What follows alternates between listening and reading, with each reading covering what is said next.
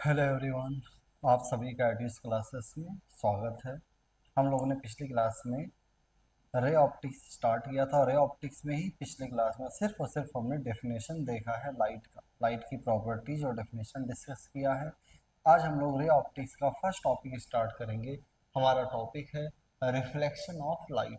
Reflection क्या होता है? तो अगर तुम्हें याद हो, मैंने कहा था ना, लाइट जब भी एक होमोजेनियस मीडियम में ट्रेवल करेगा तो लाइट एक होमोजेनियस मीडियम में एक रेक्टिलिनियर पाथ पे ट्रेवल करता रहता है। कब तक रेक्टिलिनियर पाथ पे ट्रेवल करेगा? जब तक या तो इसका मीडियम चेंज ना हो या मीडियम के पाथ में, इसके ट्रेवल के पाथ में कोई हिंड्रेंस वगैरह ना आ जाए। अगर लाइट के ट्रेवल के पाथ में कोई हिंड्रेंस वगैरह आता है ना, तो लाइट उससे टकराएगा और टकरा के सेम मीडियम में बाउंस बैक कर जाएगा। ऐसे फिनोमेना ऑफ लाइट को हम लोग क्या नाम देते हैं? Reflection of light. अगर मुझसे कोई पूछे रिफ्लेक्शन ऑफ लाइट है क्या, तो लाइट एक होमोजेनियस मीडियम में रेक्टिलिनियर पाथ पर ट्रेवल करता रहता है। जब लाइट के पाथ में कोई हिंड्रेंस या कोई रुकावट आएगा तो लाइट उसके टकरा के सेम मीडियम में बाउंस बैक कर जाता है। सेम मीडियम में बाउंस बैक करने के फिनोमेना ऑफ लाइट को हम लोग क्या नाम देते हैं? रिफ्लेक्शन ऑफ लाइट कहेंगे। पहले मैं अगर डिफिनेशन लिखना चाहूँ तो क्या लिखूंगा? Light is a travel in the form of रे, इन द फॉर्म ऑफ रे इन अ homogeneous medium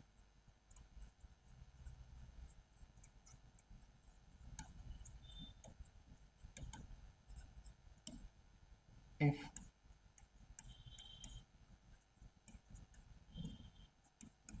there is a hindrance, if there is an obstacle in the path of light, then it will strike the obstacle and then bounce back to same medium.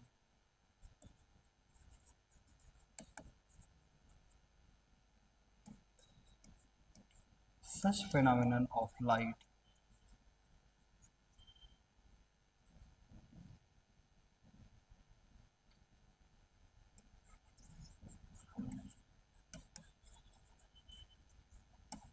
is known as reflection of light. ऐसे phenomena of light को हम लोग क्या नाम देते हैं? Reflection of light कहेंगे। Light जब भी एक होमोजेनियस मीडियम में रेक्टिलिनियर पाथ में ट्रेवल कर रहा हो, उसके पाथ में कोई ऑब्स्टेकल आएगा, उसे स्ट्राइक करके सेम मीडियम में बाउंस बैक करने की प्रॉपर्टी को हम लोग क्या नाम देते हैं? रिफ्लेक्शन ऑफ लाइट कहेंगे।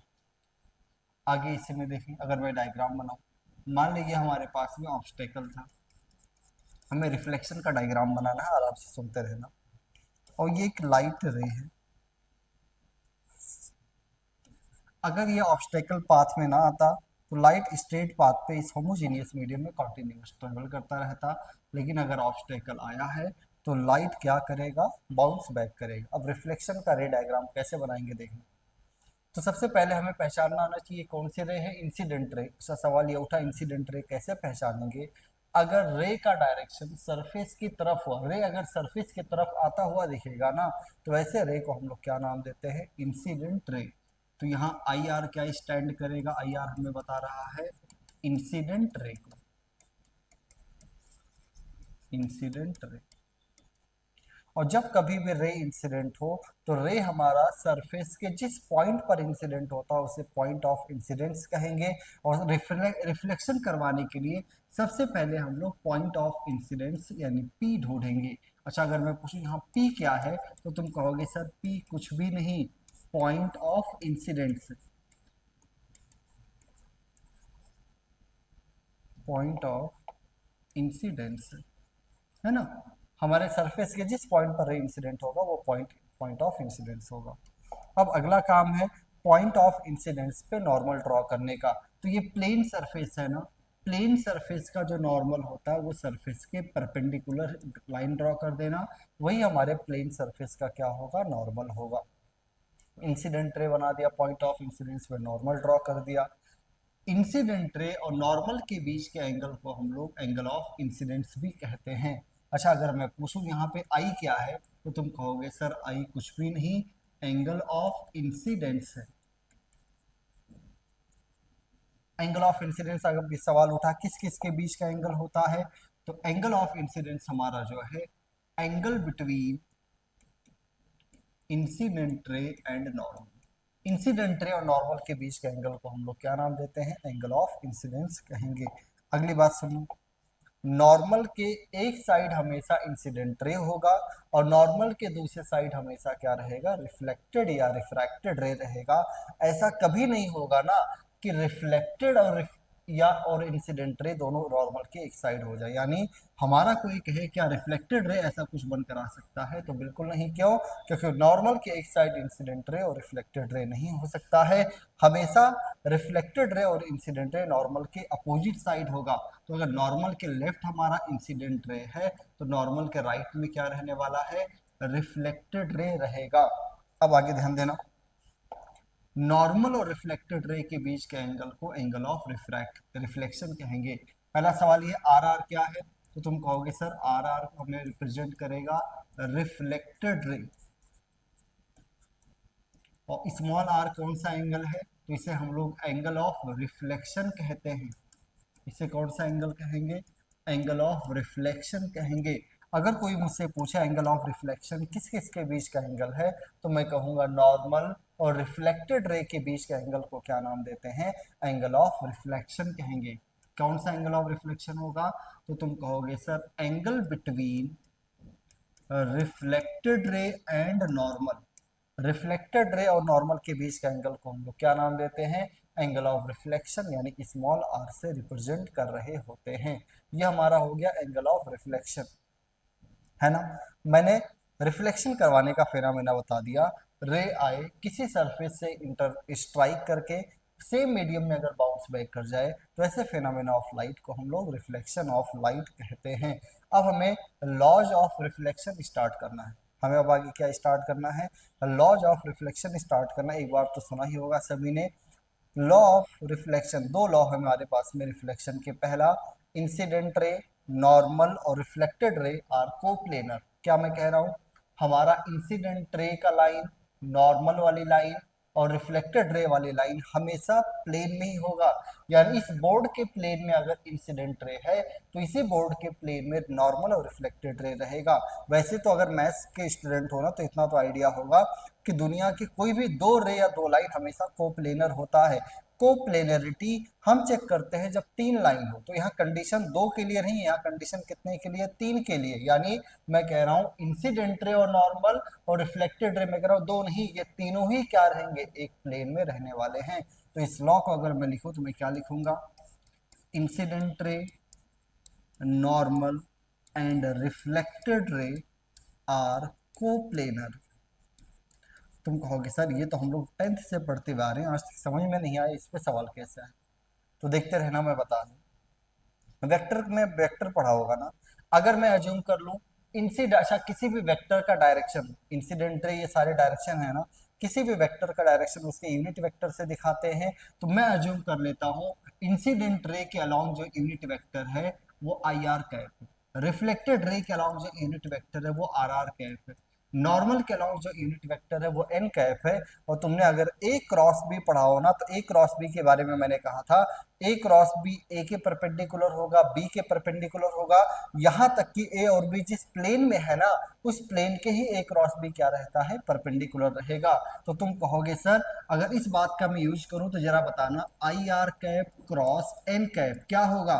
तो तुम कहोगे sir I R cap cross N cap, I R incident ray के डायरेक्शन के परपेंडिकुलर होगा, नॉर्मल के डायरेक्शन के परपेंडिकुलर होगा, यहाँ तक कि इंसिडेंट रे और नॉर्मल जिस प्लेन में है यानी बोर्ड के प्लेन में है, इस पूरे प्लेन के ही परपेंडिकुलर ऐसे कुछ आएगा। तो अगर ये इंसिडेंट रे और नॉर्मल के परपेंडिकुलर है तो पक्का रिफ्लेक्टेड रे के भी परपेंडिकुलर होगा। और अगर ये क्वांटिटी रिफ्लेक्टेड रे के परपेंडिकुलर है तो आर आर कैप के साथ डॉट कितना आ जाएगा, 0। तो ये जो बचपन से हम लोग पढ़ते हुए आ रहे थे ना, इंसिडेंट रे, नॉर्मल और रिफ्लेक्टेड रे आर कोप्लेनर, उससे चाहे तो हम लोग ऐसे सवाल बना सकते हैं, सवाल बनता भी है। ठीक है, ये फर्स्ट पॉइंट हुआ।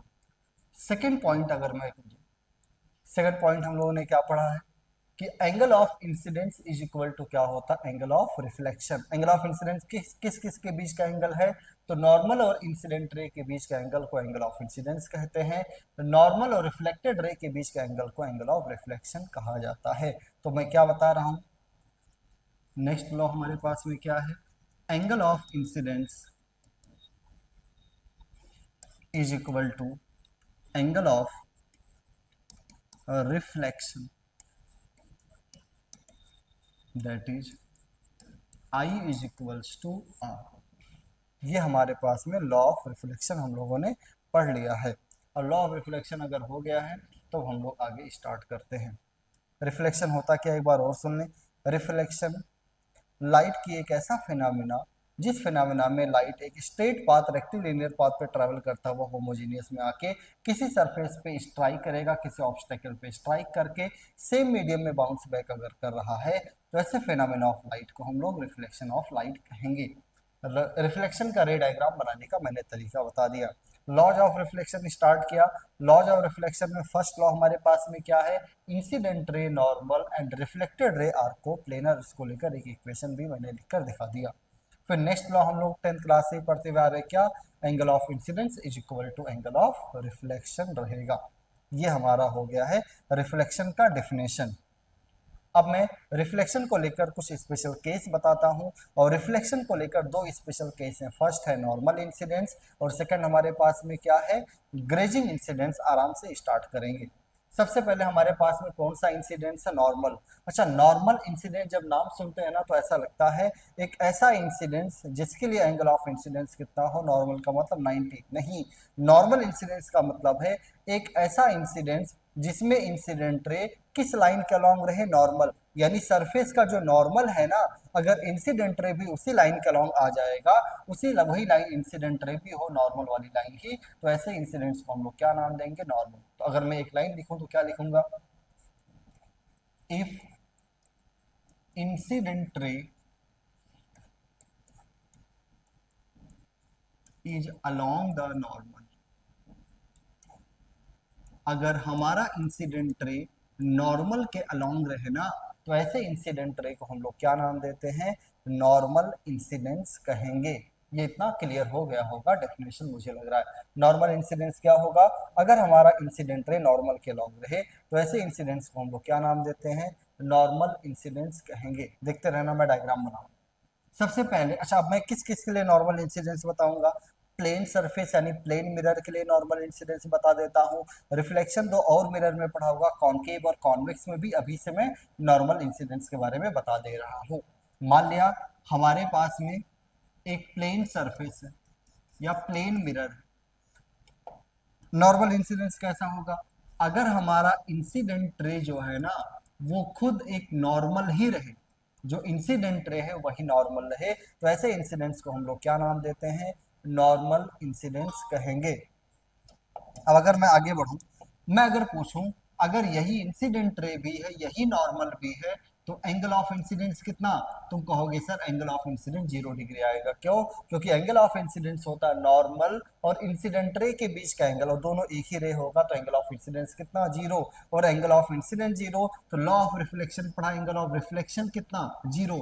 और एंगल ऑफ रिफ्लेक्शन किस किस के बीच का एंगल है, तो नॉर्मल और रिफ्लेक्टेड रे का। और अगर हमारा ये नॉर्मल है और एंगल ऑफ रिफ्लेक्शन 0 है तो कंफर्म रे आया, स्ट्राइक किया नॉर्मली, नॉर्मली स्ट्राइक करके अपने सेम पाथ पर, उसी पाथ पर वापस चला गया है। ऐसे रिफ्लेक्शन को हम लोग क्या नाम देते हैं, नॉर्मल इंसिडेंस। एक बात, एक लाइन अगर ध्यान दो ना, नॉर्मल इंसिडेंस में रे जिस रास्ते आया उसी रास्ते स्ट्राइक करके आगे दोबारा से निकल गया है।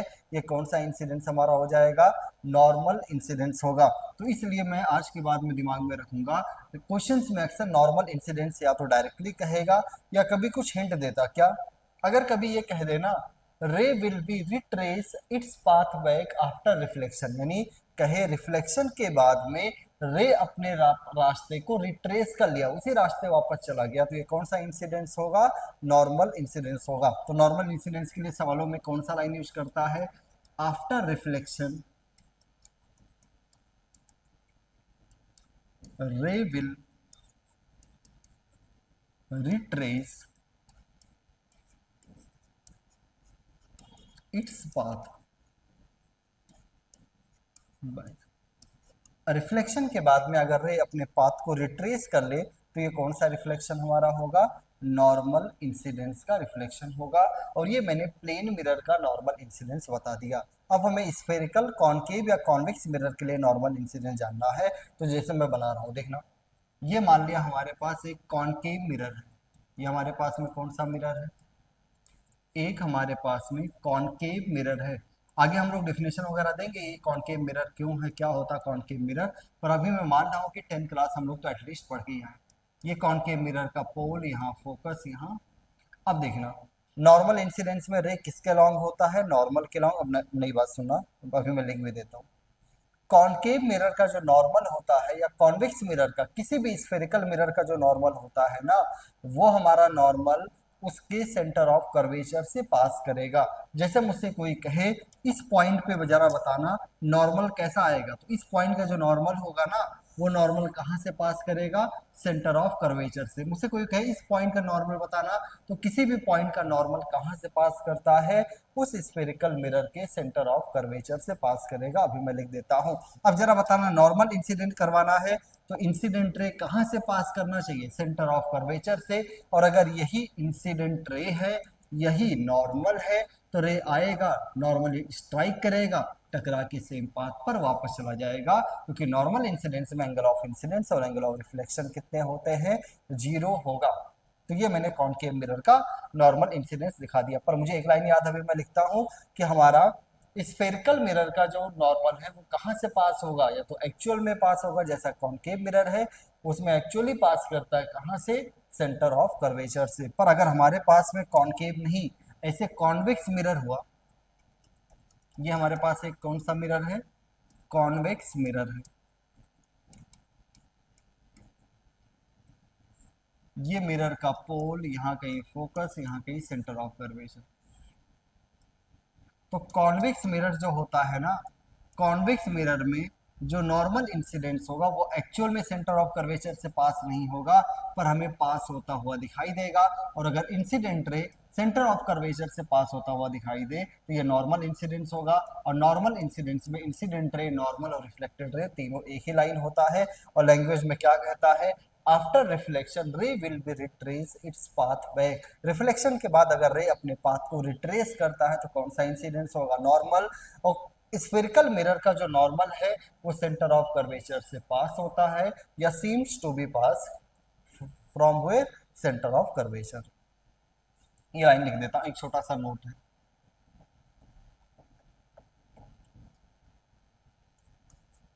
Normal to the spherical mirror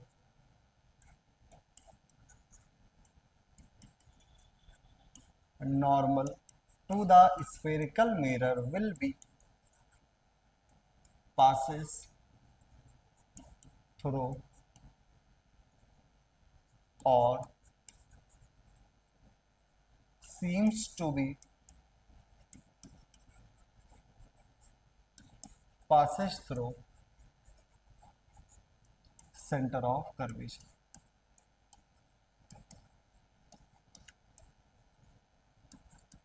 ठीक है ना, ये मैंने नॉर्मल इंसिडेंस बता दिया। नेक्स्ट हमारे पास में कौन सा इंसिडेंस होगा? ग्रेजिंग इंसिडेंस है। हम लोग जानना चाहते हैं कि ग्रेजिंग इंसिडेंस क्या होगा, जरा ध्यान देना। तो ग्रेजिंग इंसिडेंस का मतलब क्या है? रे आए, मिरर पे स्ट्राइक करे, स्ट्राइक करके विदाउट एनी डेविएशन रे आगे सेम लाइन पे चला जाए रिफ्लेक्शन करके, यानी एक ऐसा रिफ्लेक्शन जिसमें रे में डेविएशन ना हो। रे सेम मीडियम में तो रहेगा लेकिन बिना किसी डेविएशन के सेम मीडियम में रिफ्लेक्शन करके आगे निकल जाए, तो ऐसे फिनोमेना ऑफ लाइट को हम लोग क्या नाम देते हैं? Grazing incident. ऐसे इंसिडेंट्स को क्या नाम देंगे? Grazing incidents. तो मैं क्या कहूँ? If ray will strike the surface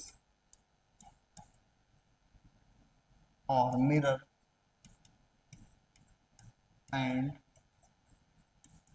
it will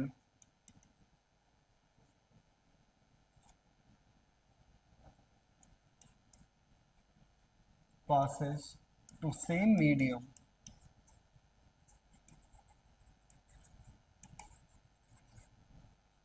without any deviation,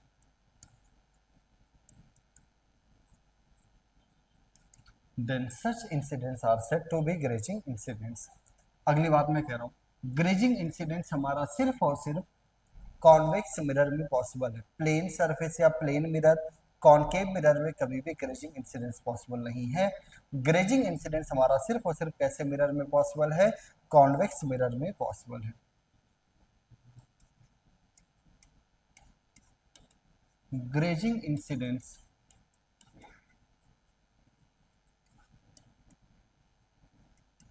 possible only in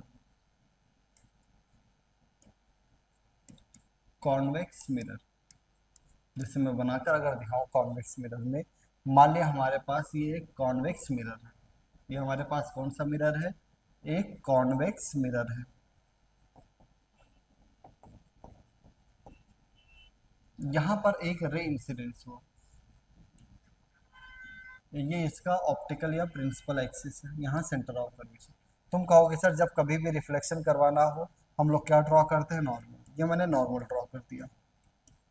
देखो नॉर्मल, अब ये इंसिडेंट रे टेंजेंट का लॉन्ग है ना, तो एंगल ऑफ इंसिडेंस कितना हो गया? 90। और अगर एंगल ऑफ इंसिडेंस 90 है तो एंगल ऑफ रिफ्लेक्शन भी कितना होगा? 90। और एंगल ऑफ रिफ्लेक्शन अगर 90 रखना है तो रे आया, मिरर को टच किया और विदाउट एनी डेविएशन आगे निकल गया, और इस केस में एंगल ऑफ रिफ्लेक्शन भी कितना है? 90। तो मैंने क्या कहा? हमारा ग्रेजिंग इंसिडेंट सिर्फ और सिर्फ कैसे मिरर में पॉसिबल है? कॉन्वेक्स मिरर में पॉसिबल है। तो ये मैंने रिफ्लेक्शन का डेफिनेशन और रिफ्लेक्शन के डेफिनेशन के बेसिस पर रिफ्लेक्शन के दो स्पेशल केस देखे। पहला नॉर्मल इंसिडेंस था, वो तीनों तरीके के सरफेस में पॉसिबल है, कॉनकेव, कॉन्वेक्स और प्लेनर सरफेस तीनों में। और हमारा ग्रेजिंग इंसिडेंस सिर्फ और सिर्फ कॉन्वेक्स मिरर में यानी कॉन्वेक्स सरफेस में ही पॉसिबल है। बाकी प्लेनर और कॉनकेव सरफेस या कॉनकेव मिरर में हमारा ग्रेजिंग इंसिडेंस पॉसिबल नहीं है। ग्रेजिंग इंसिडेंस में रे आएगा, सर मिरर पे स्ट्राइक करेगा और विदाउट एनी डेविएशन आगे निकल जाए, तो ऐसे रे को हम लोग क्या नाम देते हैं? ग्रेजिंग इंसिडेंस कहेंगे। ग्रेजिंग इंसिडेंस में एंगल ऑफ इंसिडेंस और एंगल ऑफ रिफ्लेक्शन कितना होता है? 90 डिग्री रहेगा। आगे बढ़े ना। अब मैं दो डेफिनेशन देने वाला हूँ इस चैप्टर में, बार बार आते हैं। एक डेफिनेशन है ऑब्जेक्ट का और दूसरा डेफिनेशन हमारे पास में किसका है? इमेज का। ऑब्जेक्ट क्या होगा, इमेज क्या होगा, हम लोग इसको डिफाइन करना चाहते हैं, आराम आराम से ध्यान देना। ऑब्जेक्ट, ऑब्जेक्ट कुछ भी नहीं जहां से इंसिडेंट रे ओरिजिनेट हो, इसको हम ऐसे कहते हैं intersection point of incident ray. Incident ray, अगर इंसिडेंट रे का इंटरसेक्शन पॉइंट जो होगा उसे हम लोग क्या नाम देंगे? ऑब्जेक्ट। अगर इंसिडेंट रे रियल में इंटरसेक्ट करेंगी तो रियल ऑब्जेक्ट का फॉर्मेशन होगा, अगर इंसिडेंट रे वर्चुअली इंटरसेक्ट करेंगी तो वर्चुअल ऑब्जेक्ट का फॉर्मेशन हो रहा होगा। तो डेफिनेशन अगर मुझे देना ऑब्जेक्ट तो क्या होगा? इंटरसेक्शन ऑफ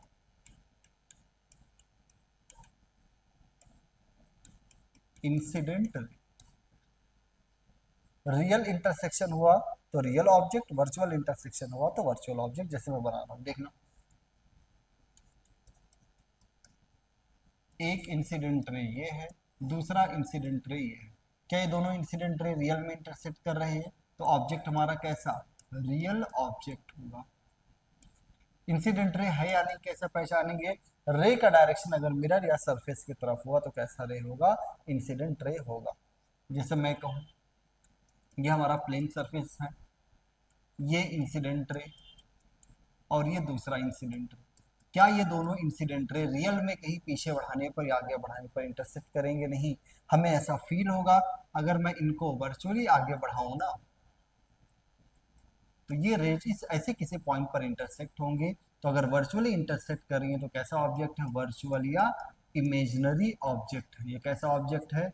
वर्चुअल ऑब्जेक्ट या इमेजिनरी ऑब्जेक्ट है। Intersection point of incident ray अगर रियल में है तो रियल ऑब्जेक्ट का फॉर्मेशन होगा। Intersection point of incident ray अगर वर्चुअली है तो कैसे ऑब्जेक्ट का फॉर्मेशन होगा? वर्चुअल। नेक्स्ट डेफिनेशन हमें किसका देना है? इमेज का। क्या होता है इमेज? तो इमेज का डेफिनेशन है इंटरसेक्शन पॉइंट ऑफ रिफ्लेक्टेड और रिफ्रैक्टेड रे। अब रिफ्लेक्शन में और रिफ्रैक्शन में दोनों जगह का इमेज का डेफिनेशन मैं साथ में दे रहा हूँ। तो इंटरसेक्शन रियल और वर्चुअल इंटरसेक्शन ऑफ रिफ्लेक्टेड और रिफ्रैक्टेड रे हमारा क्या होगा? इमेज का फॉर्मेशन करेगा। यानी डेफिनेशन लिखूं तो क्या लिखूंगा? रियल और वर्चुअल इंटरसेक्शन ऑफ रियल और वर्चुअल इंटरसेक्शन ऑफ रिफ्लेक्टेड और रिफ्रैक्टेड रेज, है ना? जैसे मैं डायग्राम बना, अभी रिफ्लेक्शन पढ़ रहे हैं तो रिफ्लेक्शन का बना देता हूँ, रिफ्रैक्शन पढ़ेंगे तो रिफ्रैक्शन का भी बनकर आ जाएगा अपना। जरा एक बात ध्यान देना, इन इन डेफिनेशन से पहले मैं डायग्राम बना दूँ फिर लाइए। जैसे मैं कह रहा हूँ ये हमारा एक रिफ्लेक्टेड रे है, ये हमारा दूसरा रिफ्लेक्टेड रे है। क्या यहाँ रिफ्लेक्टेड रे एक्चुअल में मीट करें? हाँ। तो कैसा इमेज बनेगा? Real image.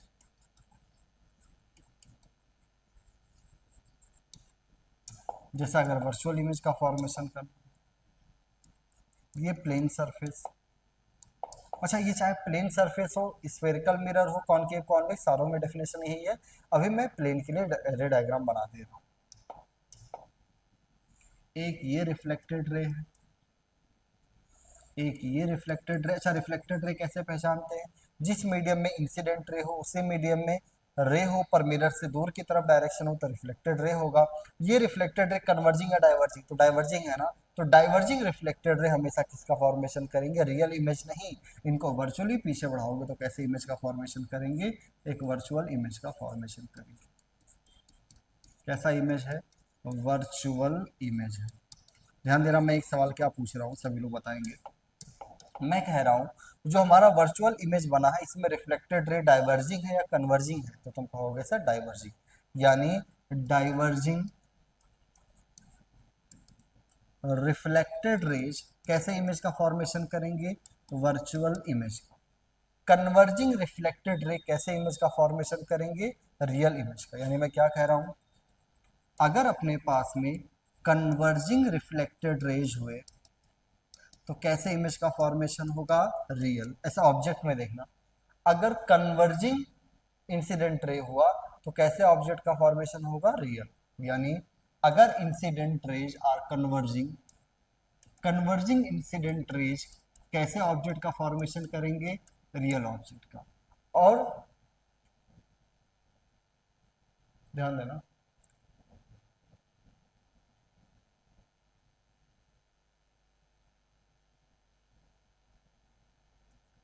सॉरी, इस ऑब्जेक्ट में नहीं कह सकते, यहाँ ये भी कन्वर्जिंग है ये भी, पर ये कन्वर्ज रियल पॉइंट पे हो रहा है, ये कन्वर्ज वर्चुअल पॉइंट पे हो रहा है। ठीक है ना? ये हो गया हमारा ऑब्जेक्ट और इमेज का डेफिनेशन। अब आगे हम लोग स्टार्ट करेंगे अगली क्लास से प्लेन मिरर से रिफ्लेक्शन। रिफ्लेक्शन अब हमें किस किस से पढ़ना होगा? सबसे पहले हम लोग प्लेन मिरर से रिफ्लेक्शन स्टार्ट करेंगे, वो पूरा डिटेल में डिस्कस करेंगे एक एक से दो लेक्चर में। उसके बाद में हम लोग स्फेरिकल मिरर से रिफ्लेक्शन स्टार्ट करेंगे और उसको भी डिटेल में डिस्कस करेंगे एक से दो लेक्चर में। Okay, thank you. आराम आराम से रे ऑप्टिक्स पढ़ें, one of the most important topic है ये। Thank you.